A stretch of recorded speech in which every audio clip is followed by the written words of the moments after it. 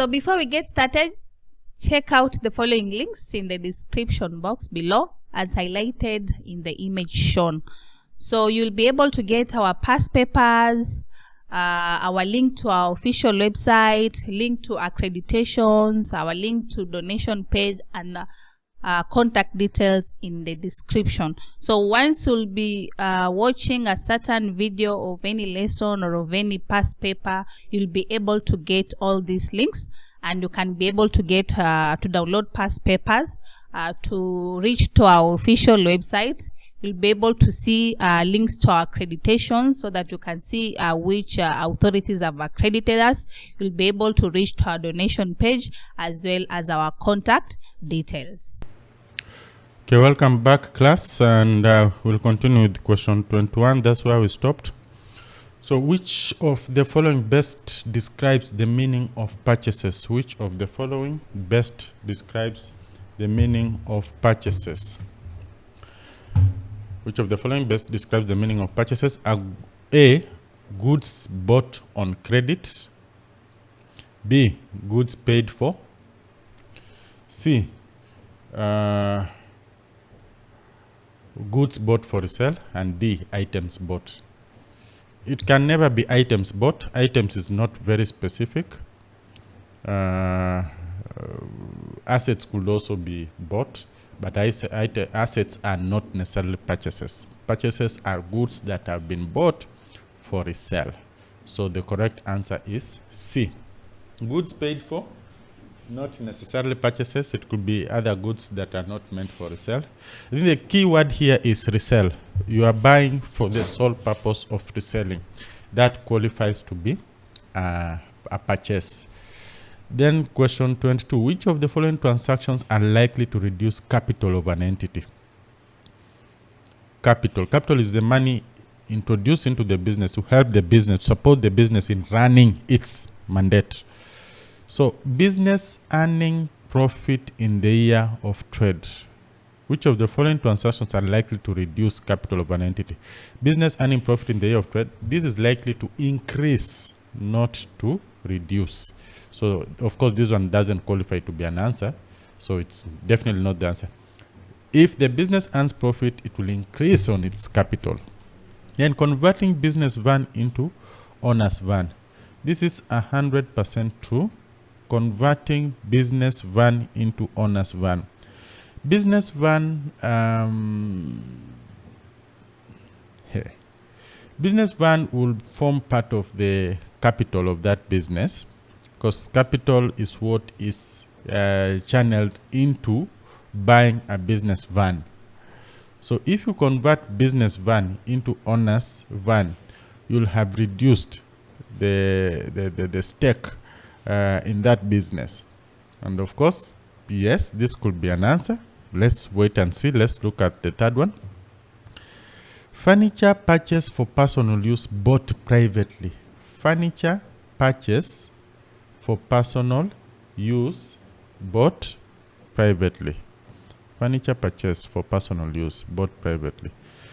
So you've purchased furniture for personal use and you've also bought that furniture privately. That means using your private money.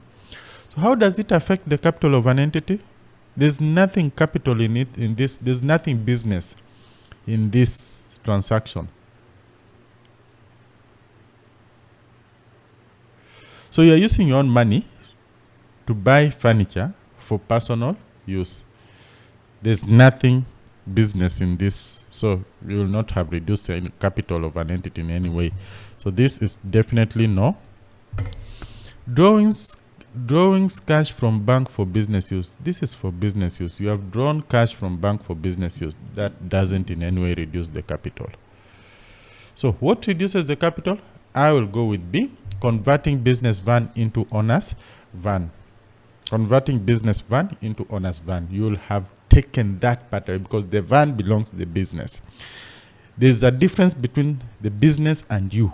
If it belongs to the business, it belongs to the business. If you take it, you convert it to be yours, you'll have reduced the stake in the business.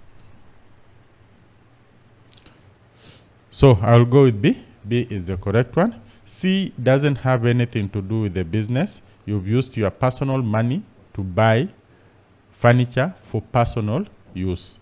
And then D, the money is still with the business, so it doesn't in any way affect the capital of the business. You've just withdrawn from the bank for business use, so it doesn't affect the business in any way. So I'll go with B as being the correct answer.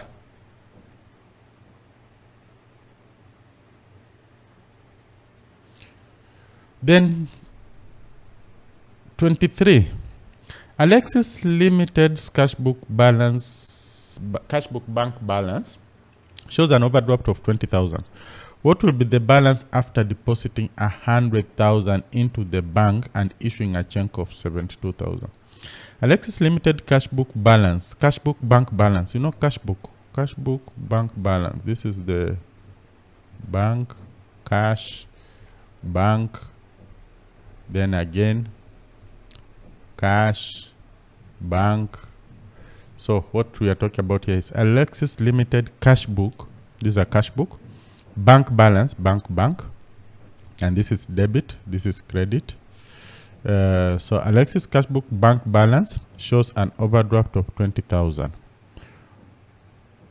Overdraft will mean that we have a credit balance. What will be the balance after depositing 100,000? 100,000 this side. There is 20,000 this side, credit balance. So what will be the balance after depositing 100,000 into the bank and issuing a check of 72,000? When you issue a check, we credit. So this is 20,000 plus 72,000, that is 92. This is 100,000. When you close the books, you'll have 100,000 here.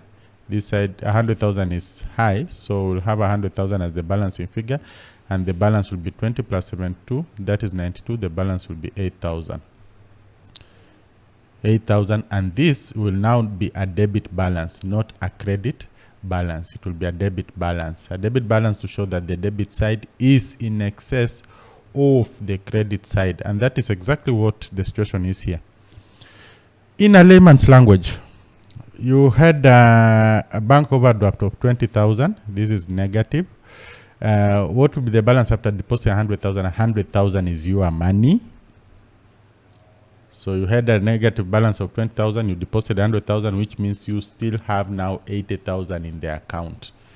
Then you issue a check of 72,000. You pay 72,000. How much are you still having in the account? 8,000 shillings. So this 8,000 is your money. So it's a debit balance, so that you have an asset equivalent to 8,000 shillings.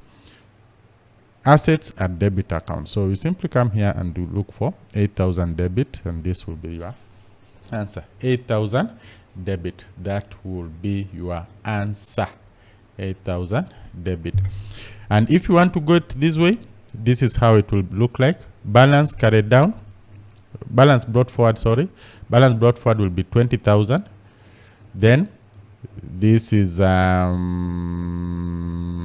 check deposit 100,000. Then payment 72,000. You close down the books. 100,000. The side with the highest figure will be the balancing figure. So 100.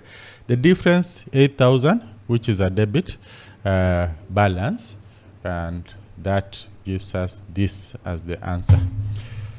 So thank you. I've tried to capture it both ways, the layman and the official way of putting this in your records. Okay, so let's move on. Question 24. Overcasting of cash purchases journal will affect. Overcasting of cash purchases journal will affect. Now, cash purchases journal, if you overcast. Overcasting cash purchases. Cash purchases basically affects two accounts. The first account is cash account, and the second one is purchases account. That is cash purchases. So purchases will go towards increasing, so will be debited, and cash will be credited, because you are removing, you are reducing cash to pay for the purchases. Purchases will be debit, cash will be credit. Okay, so let's look at, of course, overcasting means that this one has been,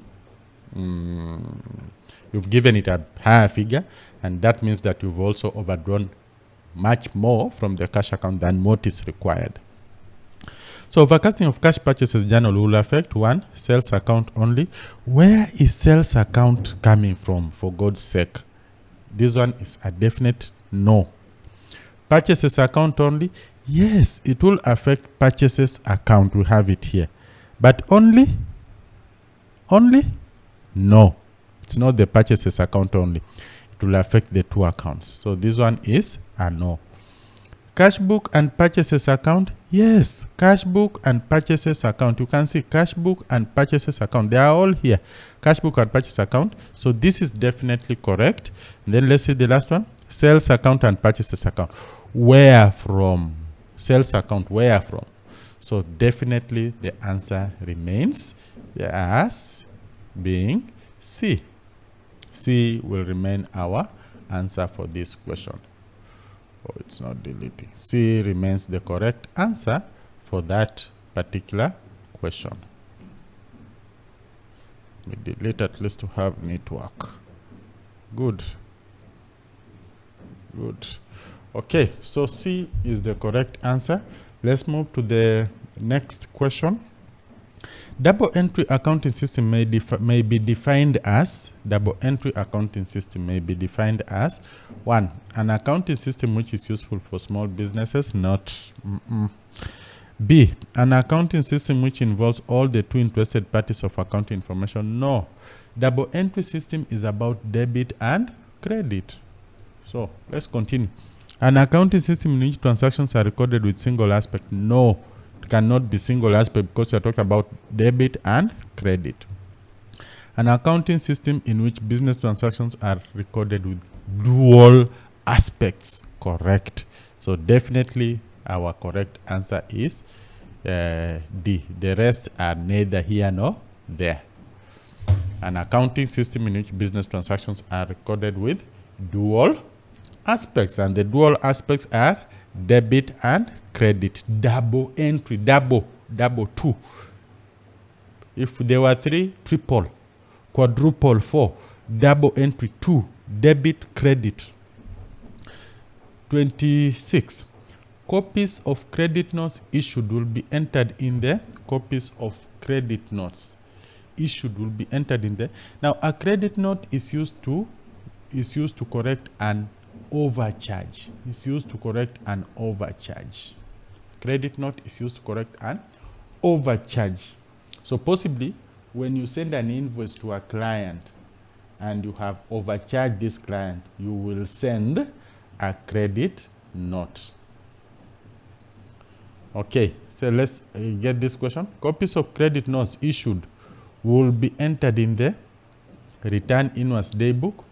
Return invoice is a book that shows that you've sold goods to the customers and they have returned inwards to you. They have returned inwards. The other name for return inwards is sales returns. You've sold and the goods have been returned to you. Sales day book are just the sales you've sold to the customers. Return outwards day book, it's you who has returned the goods out to who? To the suppliers. They have sold goods to you. You've bought the goods or you purchased the goods. Well, let's look at it from that angle. You've purchased the goods. When you purchase the books, you will fill in the purchase day book. And then, of course, the goods are with you. And then you return them back to the suppliers. Then you will have to fill in the purchase, in the return outwards day book, which is also called purchase returns book. So now let's come back to the question. Copies of credit notes issued will be entered in there. A credit note, I've said, is used to correct an overcharge. So it's you who has overcharged the customer. So you will send a credit note to reduce on the overcharge. So that credit note, the effect of which should be entered in this book, return inward, what the client has returned. It's an overcharge. So it means the client will have to return the extra goods that he has taken, and then you issue a credit note against that, to show that the invoice had actually charged for the excess goods which have now been returned into the business. So a credit note is issued. A credit note issued will be entered in the returns inward daybook. And actually in the return inward daybook, there's a column where we are supposed to enter the credit note number. So what's the correct answer to this question? The correct answer to this question will be letter A. A will be the correct answer to that question, that the credit note issued will be entered in the returns inward daybook, which is also called a sales return daybook. Sales return daybook, what you've sold, and then they have been returned to you. So there's definitely an overcharge because the goods have been returned back to you. So to correct that, you send a credit note and you enter that number in the return inwards daybook. Which of the following is not a correct representation of the accounting equation? The accounting equation is simply assets is equals to capital plus liability. Simple. Assets is equal to capital plus liability. That is the accounting equation. Sometimes you'll find assets is equals to liabilities. And in this case, capital has been treated as also a liability, which is also correct. So, assets equals capital plus liability. Which of the following is not a correct representation of the accounting equation? So, assets is equals to liabilities plus capital plus retained earnings. Yes, this could be correct. B. Oh, they are asking which of the following is not, which means most of them are going to be correct, but one is not. So assets minus liabilities equals to capital. This is also correct because capital, if you take this L this side, it becomes assets minus liabilities is equals to capital. I think that's what they are trying to say here, that assets minus liabilities is equals to capital. So this is also correct. B is also correct. Then C, assets is equals to liabilities plus capital. Assets is equal to liabilities plus capital. I guess this is directly what I've written here. Assets is equals to liabilities plus capital. Just this, but it's the same thing. So this is also correct. C is correct. So we are left with only D. Let's get D. Assets plus liabilities equals to capital. This is definitely wrong. So which of the following is not a correct representation of the accounting equation? It's definitely D. So D is the correct. These are correct, but not what the question wants. What the question wants is which is not a correct. So this is what is not correct. D is what is not correct. And maybe somebody might wonder why retained earnings, why I've added that. Assets is equal to liabilities plus capital plus retained earnings. Retained earnings is what has come from the net profit, and normally it's added to the capital. So it basically forms part of the capital of the company because it is the net profit, what the business has generated, and will automatically be assumed now to be part of capital for the next year if it is not distributed to the owners. So it's basically, yeah, it will just come and add onto the capital of the business. And so this will be correct because retained earnings will form part of the additional capital. It has just come from the financial statements, what has been generated during that financial year. So thank you. The correct answer is D. D is the correct answer for that question.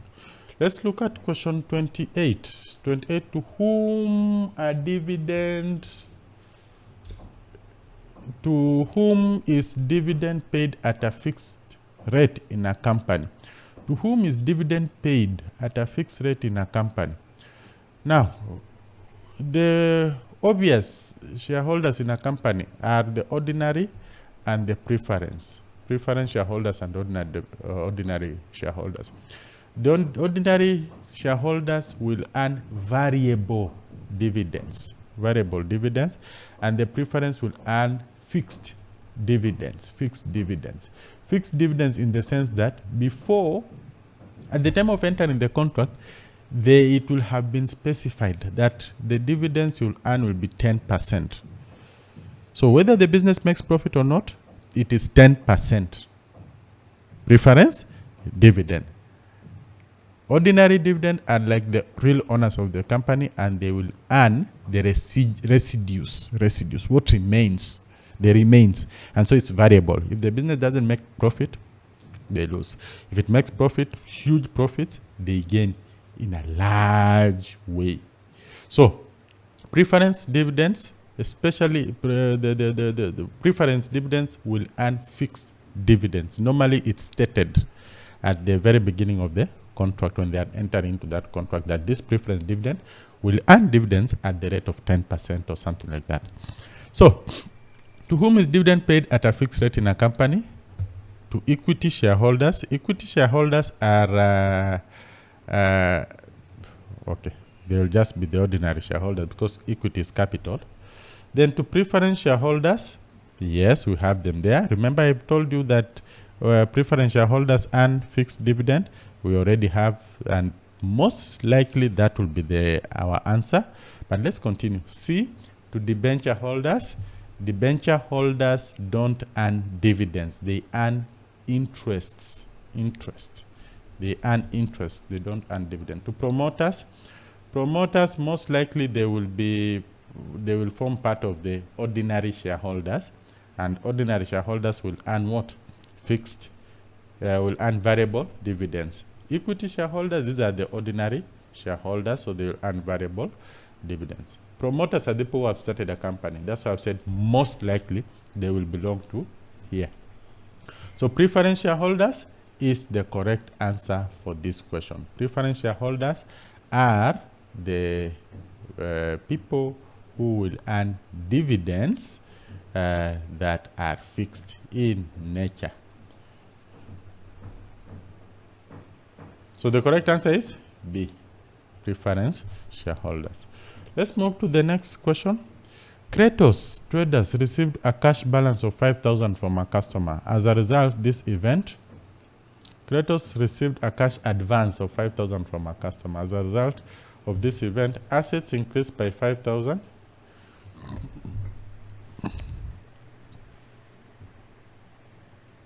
Yeah, assets will increase by 5,000. That's very much correct.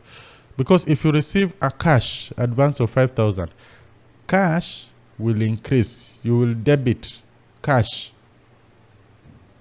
And cash is an asset. So yes, asset will increase by 5,000 debited. Perfectly in order. Then B, equity increased by 5,000 credited. Equity. This has nothing to do with equity capital. It has nothing completely to do with capital. Where is capital coming from? When you receive a cash advance from 5,000, cash advance is actually it becomes a cash advance from a customer. This is a deposit from the customer. To you, it's a liability, but it doesn't in any way form capital or equity. Equity should come from you, not from the customer. So definitely, equity increased by 5,000. No, it's not equity. The word equity puts the whole thing off. Liabilities decreased by 5,000. Liabilities decreased by 5,000. No, liabilities are increasing. You have received 5,000 in advance. So that's a liability to you. It's not an asset to you. It is a liability to you. The customer has paid. It will be a liability to you because you're holding this money in advance. It's not yet due. So this is liabilities decreased. No, liabilities are supposed to increase, so this is not correct. Both assets and equity increased by 5,000. No, equity we said is nowhere here, so the correct answer is A. Assets increased by 5,000 debited. That is the correct answer for that question. So question 29, the correct answer is A. Assets will increase. Definitely you've received money, so you are going to debit cash, and cash is an asset. Question 30. The primary purpose of the trial balance is to disclose the complete effect of a transaction in one place. No. A trial balance is used to show the debit and the credit, the balancing, that the debit and the credit are. It's used to bring out, to disclose errors that can be detected by the trial balance. So if the debit and credit balance are equal, it means that the trial balance has generally played its role. So the trial balance discloses the complete effect of a transaction in one place. No, that is not the reason, the main reason why we have a trial balance. Make sure a journal entry is not posted twice. Not really. It may not really. Transfer journals entries to the ledger accounts. No. We get the information from the ledger accounts to the trial balance. Proves the equality of the debit and credit amounts after posting. Perfect. This is the correct answer. So the answer is D. The rest are neither here nor there. The correct answer is D. That a trial balance, the main primary reason is to check if the debit and credit balances are equal. They should be balancing. And that's why you can see even from the word trial balance. We want to see if they are balancing debit and credit. So that is the end of this section 3, which has 10 questions. Let's meet in our next session for questions 31 to 40. For the sake of it, okay, we'll just meet in the next question from 31 to 40. And please remember, we have a whole school, an online school called Global Point Learning Center. The school is accredited by KASNEB. The school is also accredited by HRMPEB. HRMPEB examines HR, KASNEB examines CPA, ATD, CS, and the group. We have a whole school, virtual school, where you will get the notes, you will get the videos of lecturer tutoring, and you will also get worked examples like the ones I'm doing. So we prepare you wholesomely at a very small fees. And what we are really selling is convenience. Think of it. You can attend your classes even at 12 midnight at the comfort of your bed. Yeah, it's possible. The teacher teaching you at the comfort of your bed. If you are a working class, get from at 5, when you are from work, go home, relax. It's been a busy day. Relax. Take shower, enjoy time with your family, cook if you are a lady, cook, prepare supper at 8, eat, everybody eats. You can choose to sleep and then wake up when you are fresh at the middle of the night, and you do 2 topics. The lecturer is there teaching, you will have all the notes, and you will have questions and answers to help prepare you for the exams. What else do you want? And this we are charging at I think even a third of the normal prices that physical colleges are charging. While inconveniencing you, you have to come from work, you are tired, go back to you have to report to classes, you go there just to sleep, you reach home at 8:30 p.m. You are tired, you eat, you sleep, to the following day you wake up, job, it's quite inconveniencing and really doesn't make sense. So this is the way to go. Please enroll. Check our classes, www.globalpointlearningcenter.com. Enroll for our classes, and you'll have everything to thank yourself for. Thank you. So if you like this video, you can always enroll with us. You'll be able to access more of these revision sessions. And also you'll be able to find well done lectures or pre-recorded videos for all the KASNEB courses as well as CHRP.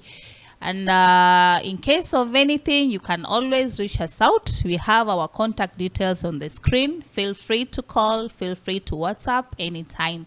So thank you, and let's meet in our next session.